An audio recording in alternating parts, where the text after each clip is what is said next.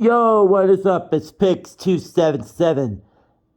It's been a while, but today we're going to make a tornado. I bought this little thing from the store yesterday, and I want to show you guys what it does. It's really kind of cool. First, what you do is you go fill up your bottle. So I filled up my bottle with water.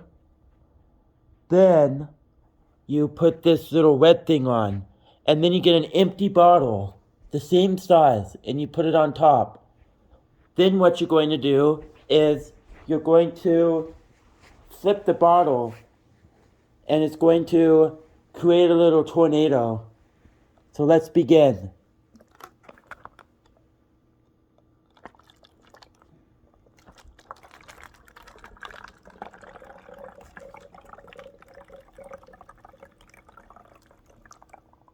I'll do it one more time so you guys can see.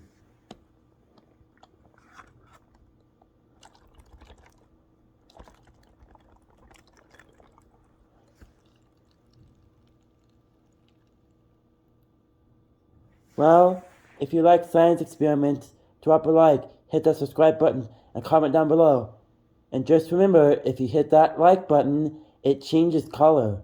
No joke. Thanks for watching. Bye!